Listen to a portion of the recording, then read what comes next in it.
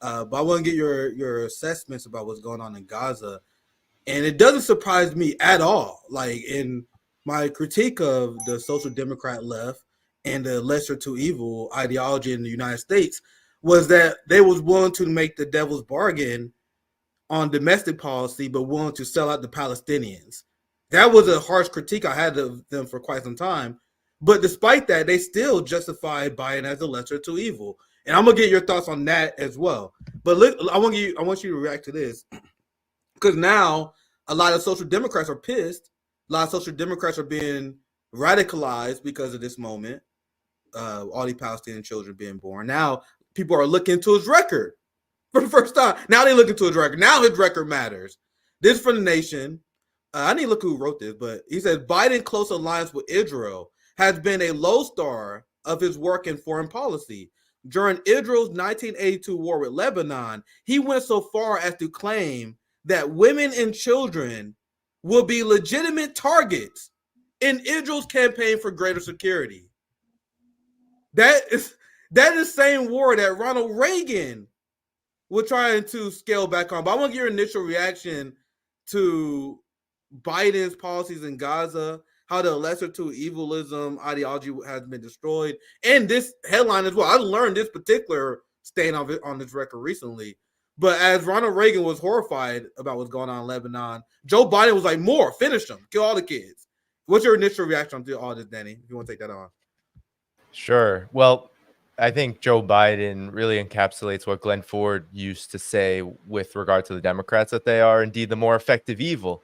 Unfortunately, there are limits, and the empire, the U.S. empire, is really running into those limits. One of those limits is that, yes, you cannot, within a matter of a few months, demonstrably support an outright genocide of the Palestinian people. That is, in fact, a limit that many people around the world have, even those who are, how should we say, wishy-washy or milquetoast liberals, people who do support the Democratic Party by any means and at all costs, those that we never really could rely on for damn near anything within the Democratic Party. Even those within that camp have a really difficult time stomaching the fact that Joe Biden is a representative, the chief representative of the Democratic Party at this time, and is no different, if not worse, than his counterparts in the Republican Party on this issue. That just by being president and by being a president that very few have respect for, I mean, Joe Biden, it's quite obvious that he is not running the show. There have been moment after moment, especially in the realm of foreign policy. The moments that we have seen where, Joe Biden calls Xi Jinping a dictator right after he met with Xi Jinping at the APEC conference, when we have Antony Blinken, right, cringing, when you know that the reason why he's cringing at his statement about Xi Jinping, it's because he was supposed to not say that. And then you have just a little while after that, him literally, Antony Blinken, who, mind you, is no top diplomat, not really a skilled professional by any means. If we just control for his absolute warmongering, this is not an effective person. But we see him mouthing to Joe Biden, okay, don't say any more with regard to the Israel-Palestine issue, when he was questioned about it from the media during that press conference after the APEC summit. So we know that Joe Biden doesn't really even have the capacity to run the show as a so-called commander-in-chief should. But we also know that regardless of whether he can or he can't, he himself represents just the most vile form of a neoliberal and neoconservative foreign policy, and that he is we can't say he's more effective, because he has burst asunder the idea that he is effective. But at the same time, the only reason he is standing in this position is because the Democrats, along with their Republican counterparts, have pushed those limits to the very edge, have pushed them to the point where now, when something like October 7th happens, Israel does feel it has carte blanche to just do whatever it takes to so-called eliminate the threat, which is really the threat of Palestinian freedom, of its self-determination, of the ability for Palestinian people to determine their own destinies. That's what Israel wants to eradicate. And they see the opportunity to do that because they know, Netanyahu, all go on, they all know that the United States is in no position to stop them. And that's why the United States is looking this way. It's looking like, while it's supposed to have the keys to the ignition, really, it doesn't have the ability to turn it at all. It doesn't have the ability to rein anything in,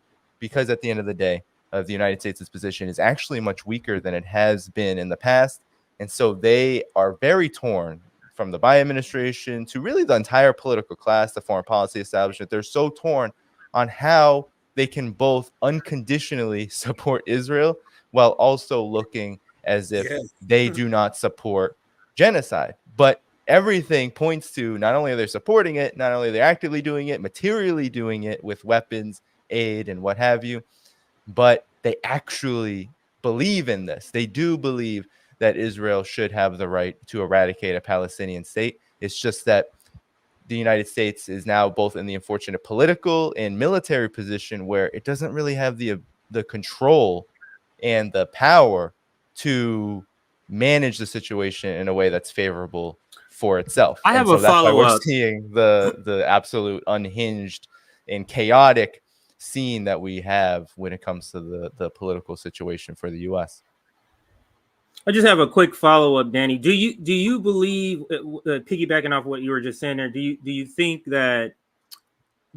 Netanyahu is in some way purposely sort of disregarding Joe Biden because he would prefer a Republican in the White House? Like, is he going to? Because I did a segment where there a story where they're saying Netanyahu is really going to be running in his election in Israel, is going to be running against Joe Biden.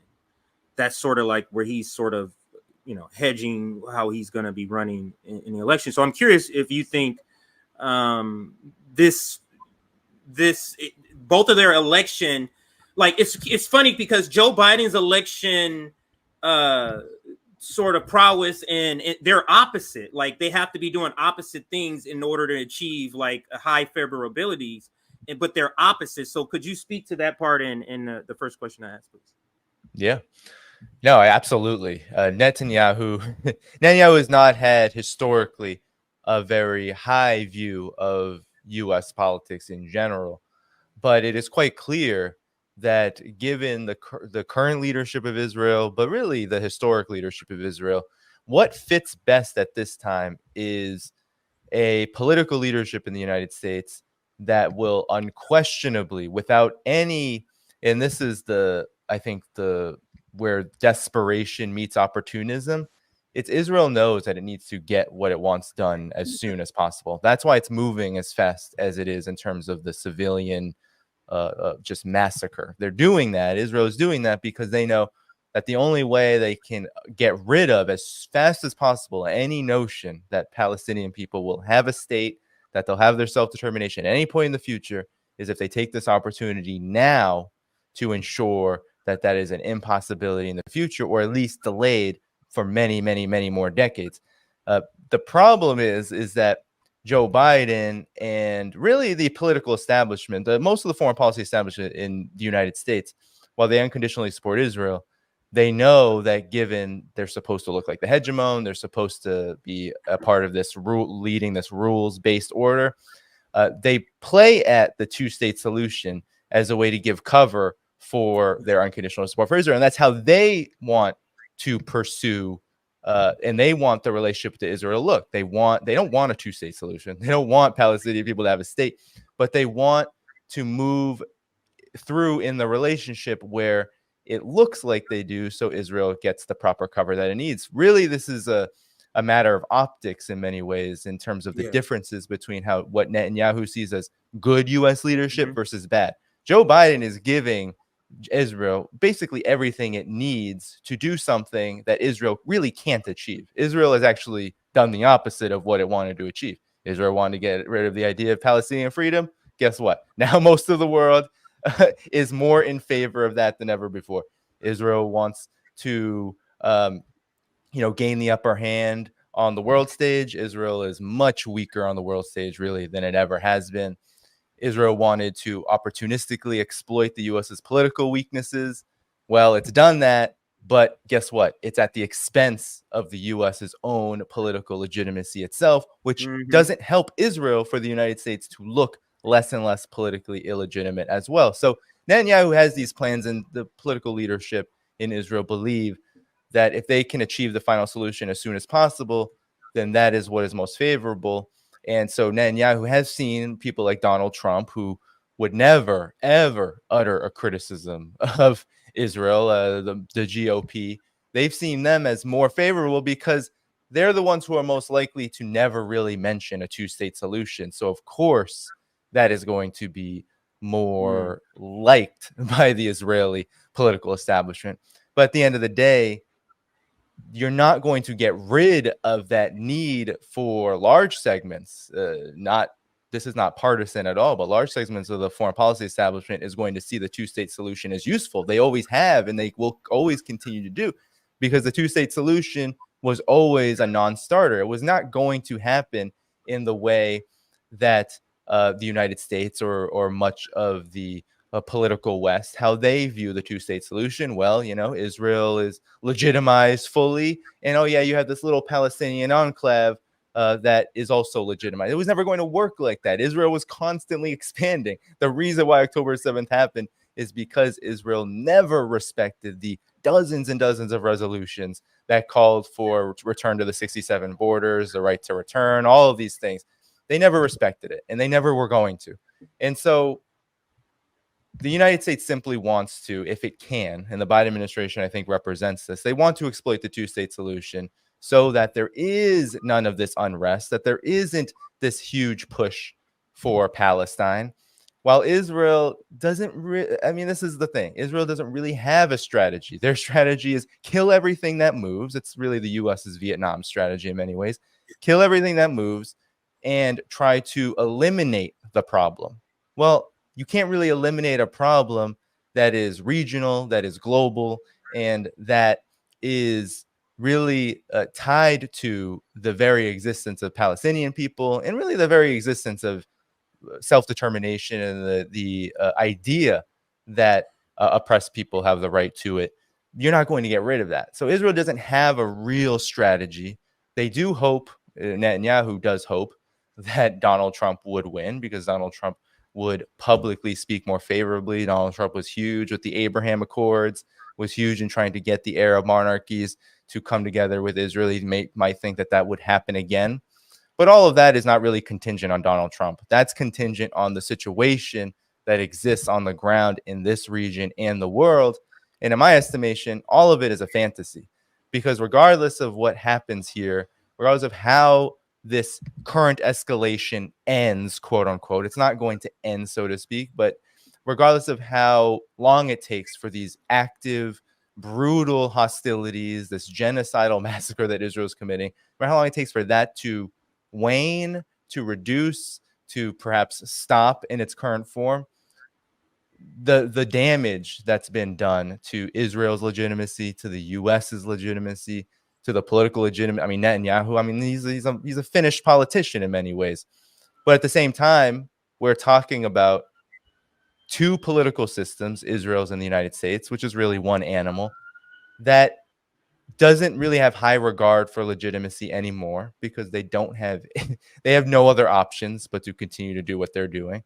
And so I think we're going to see a lot of political hand-wringing attempts to, I think Netanyahu is very much going to interfere in the U.S. elections. He did it during the end of the Obama period. He went to Congress. He spoke very critically of the Obama administration, despite Obama increasing military aid to Israel to $3.8 billion over a decade. But it doesn't matter. Nothing is ever good enough for Israel. Nothing is ever good enough even for the United States, because their ultimate aim is to turn West Asia into their outpost for economic and military supremacy and political supremacy.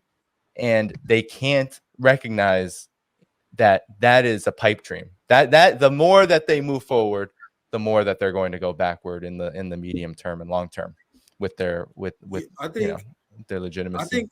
Let me know what you feel about this as well, Danny. But I think Netanyahu became a scapegoat in the United States media. Because Yes. I don't know if you guys know this, and once again, I'm very interested in your point of view on this, Danny. Netanyahu is more like a moderate compared to me, member of the Likud party. I mean, look at all the media appearances you're seeing with these unhinged Likud government officials. They're stating that all Palestinians are terrorists, including the children. And I've seen this psyop because I don't know how much you watch corporate news, Danny, but in order to cover for Biden during this PR disaster, they've been trying to pretend, and you guys see the headlines been putting up here, and I've just been putting this together like, bro, you guys see this psyop where they trying to pretend that Netanyahu and Biden is having this fight, and that Biden is upset with Netanyahu, and the problem is Netanyahu, and that's the messaging, because I watch these people like a hawk. The messaging from liberals, the liberal Zionists, I know that oxymoron, but bear with me, like the liberal Democrat Zionists, what they're saying is, oh, it's not Israel. They try to separate the crimes of Israel with Netanyahu. They say, oh, not Israel, Netanyahu. It kind of like the same with Russia and Putin. Instead of talking about the Russian will to protect their sovereignty from Ukraine, they pretend that, oh, it's Putin that's doing this. It's the same with Israel and Netanyahu. To protect Israel, they're pretending that Netanyahu is like this rogue leader. Morning Joe pretty much mentioned the same thing. Like, man, you had the Israelis that protested Netanyahu. They upset with Netanyahu. And I'm like, you guys see the polls that show that Israelis are upset because the government is not bombing more Palestinians? There's no criticism of Netanyahu from the left on Israel. They think he's too soft, if anything. So I want your thoughts on this, because liberals are pretending, and I'm not saying that Netanyahu is a problem. I'm not apologizing for him at all. I hope you guys understand that. But people are trying to pretend that he's the problem, but it's not, because I just found this receipt. I just pulled this up, and this is funny because this makes my point. Because Democrats believe that there's like an alternative to the Likud party that will do a more gentler version of the genocide. And look at this story that backs my point up. Israel's opposition leader has a message for Democrats. They may not like it. Now, Yair Lapid, hopefully I might be mispronouncing his name. They explain how he spent his whole career, his political career, trying to get rid of Benjamin Netanyahu. But in a conversation he had with Senate Democrats, he stressed that he strongly support what Netanyahu government is doing in Gaza. So, fam, there is no left-wing opposition to the genocide in Gaza, but liberals are trying to paint at Netanyahu as the only person that's responsible for this. But Danny, anything you want to add to that before we move on? Yeah, I mean, it's very frustrating. It's infuriating, really, to look at Netanyahu so narrowly, to look at him as some kind of new political phenomenon that is the root of the problems that exist with regard to the political project of Israel. I mean, Netanyahu, first of all, has been within Israeli politics for nearly 4 decades. It's absolutely astounding to watch liberals, the liberal establishment, try to pretend that Netanyahu isn't some kind of fixture in Israeli politics, and then to pretend that there really ever has been. No, there really hasn't ever been. I mean, some people, say that, okay, well, there have been periods where there have been more prime ministers of Israel that have been a little bit more Rabin, I think it was his name, that he was a little more for peace.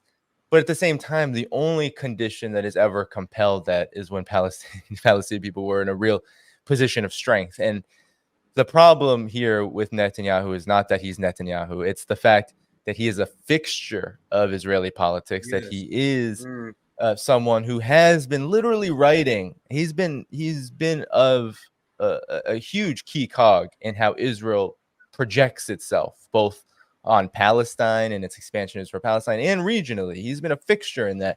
He has always set his sights on greater Israel. And this is something that doesn't really find much opposition within the Knesset. I mean, it's pretty obvious that this is the case, but this is how Democrats like to operate. This is how neoliberals like to operate. It's not that they support Palestinian people. They just don't want it to appear that their hands are also awash in blood. That is it. So they will find any way to wring their towel and rinse it as best they can. And that includes using Netanyahu as this kind of Trump-like figure. Well, Netanyahu certainly has more sympathies toward Donald Trump and toward the GOP, because he feels that they would be properly enthusiastic about Israel's onslaught. The fact of the matter is that Israel does not care who sits in the halls of Washington. They simply want full U.S. support. And the problem with having this relationship where where Israel understands, Israel is not a puppet master of the United States, but Israel fully understands that the United States needs Israel. And that means that there will never be enough support for Israel that is good enough for people like Netanyahu. So, of course, they're going to play up any rifts that ensures that it looks like, one, that first of all, one of the key political points for Netanyahu is full, tough, hard stance on this expansionism, on this drive to supposedly eradicate the quote unquote threat, which really is just the final solution. So if that's the political ploy, then it looks really good to look like you are standing up to the United States, that it's you that is the one pushing around Joe Biden. I mean, a lot of this is politics for Netanyahu. But at the end of the day, you're right. There is no real rift, so to speak. The rift is mostly about optics. There is no worry that the United States is not going to support Israel adequately. The worry is that there is no adequate anymore. There is no limit. Israel needs to go as fast as possible. If it does not, it's going to continue on this path of no return, which means that the world situation is going to change irreparably.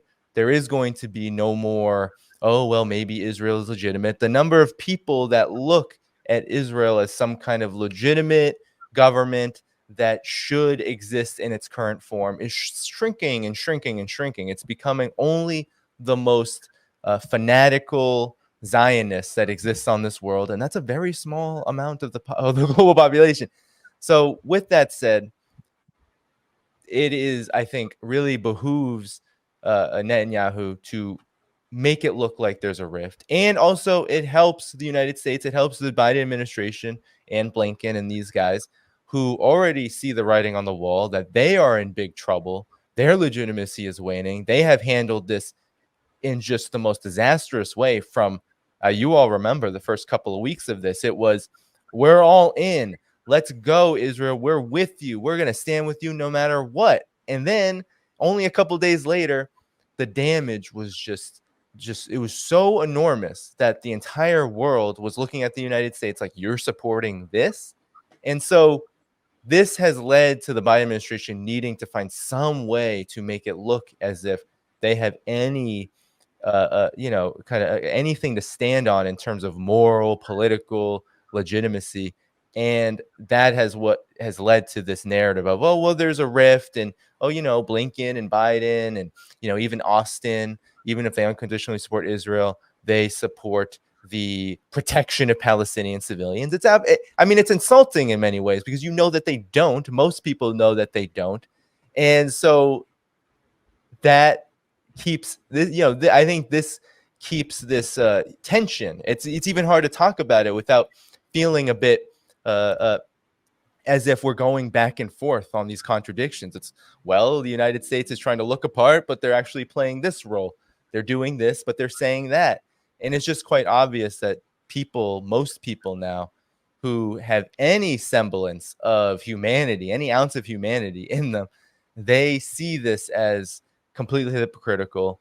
And it's really exposed, I think, the fact that no matter how much they talk about rifts and how much they say, oh, well, we actually want Israel to slow this thing down, most people don't believe it. And that's the problem that the United States finds itself in. And even though Israel will never show, they don't blink, they don't, they act, they get people like Gallant and Netanyahu who have absolutely, they have no horse in the race. They're not directly affected by any of this. So they go up and they talk tough. We're going to do Hezbollah. We're going to get Iran. They talk tough, but they know that this is not going well. If it were going well, then you would have had surrender from the Palestinian side. You would have had an actual ceasefire. and you would have had Israel able to talk about how they're achieving some objective out of this operation. But there is no objective. The objective is kill everything that moves, and let's hope at the end of it that this means it's all over. But guess what? Hope is nothing. Hope doesn't exist. Hope is only as good as what reality tells you. And reality says right now that this is only getting worse for Israel. The region, and I know we're going to talk about the Yemen situation, and we're going to talk about the Red Sea, but regionally, all of the resistance forces and the axis of resistance have said they're going to step up. The more that Israel climbs the escalation ladder, the more they are going to as well. And where is world public opinion? It is firmly against Israel, firmly. And that is something that's been growing over the years. And now after this, I mean, there is no turning back. There's going to be no lull period where Israel can recover its image. It's going to stay here. And then once another iteration of this brutal onslaught occurs again, which it will, then it will get worse and worse. So really, we're looking at a tipping point, in my opinion. We're looking at a boiling point. Where that is, how that will look, not sure. And when it will break, it's hard to predict. But we know it's going in that direction. And the rift, it's fraudulent.